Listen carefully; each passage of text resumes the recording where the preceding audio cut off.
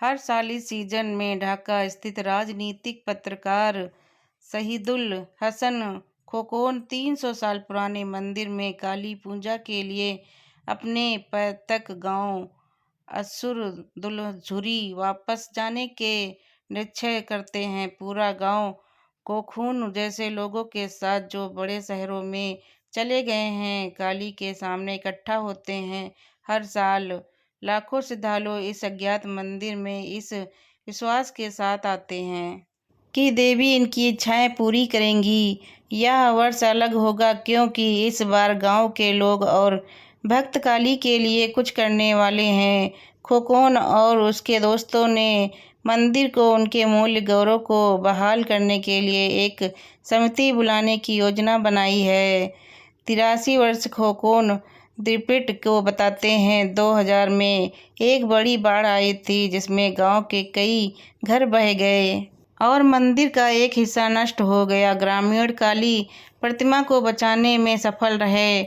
अब हम एक समिति बनाने की योजना बना रहे हैं और बांग्लादेश और भारत सरकार दोनों में औपचारिक रूप से अपील करेंगे कि वे गांव में एक उचित मंदिर बनवाने में हमारी मदद करें।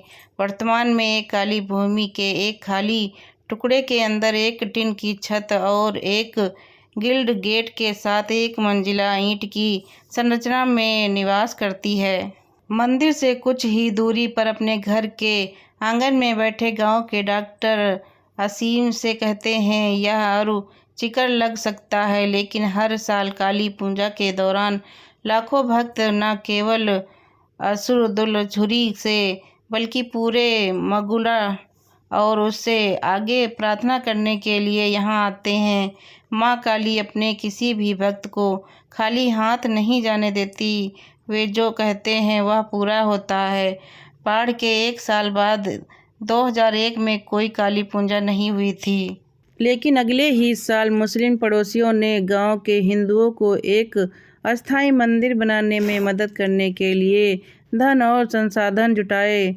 खोकन कहते हैं, हमारे हिंदू भाई बहनों का मानना है कि काली की मूर्ति जगरोतो जीवित और हमें उनके लिए एक उचित मंदिर बनवाने की ज़रूरत है। हालांकि खोकन ढाका में रहते हैं लेकिन उन्होंने 2001 में मंदिर का निर्माण के लिए धन जुटाने में बड़ी भूमिका निभाई थी।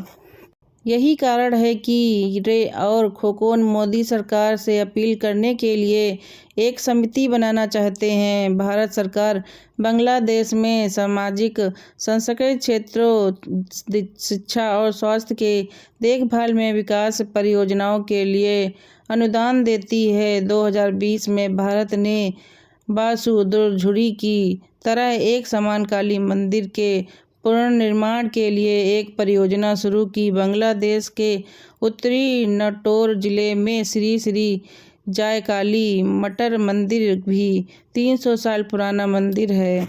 ओएन 2020 की एक रिपोर्ट में कहा गया है कि श्री श्री जयकाली मटर मंदिर बांग्लादेश के नटोर में स्थित सबसे पुराने मंदिर में से एक है और इसका निर्माण 18वीं शताब्दी की शुरुआत में नटोर की रानी भवानी के दीवान और दिघापतिया शाही परिवार के संस्थापक दयाराम राय ने किया था। मंदिर के परिसर में एक भगवान शिव का मंदिर भी है। भारत देश में राम कृष्ण मंदिर का निर्माण श्री श्री आनंदमयी काली माता मंदिर के जीर्णोद्धार के लिए भी धन दे रहा है। बासुरदुलझुरी के निवासी तपत चौधरी कहते हैं, बासुरदुलझुरी में काली मंदिर में इतना ही ऐतिहासिक महत्व है जितना कि नटोर में।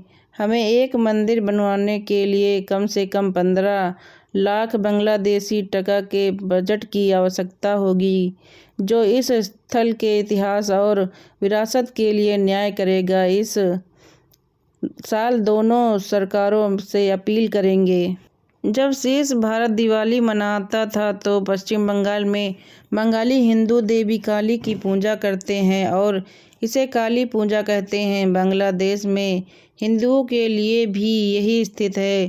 काली के कई रूपों में से समान काली, जो हिंदू धर्म के तांत्रिक विद्यालयों द्वारा पूजनीय है और ज़्यादातर शमशान घाटों पर पाई जाती है, की पूजा कुछ मंदिरों में भी की जाती है, जैसे कि बसुदुलझुरी में।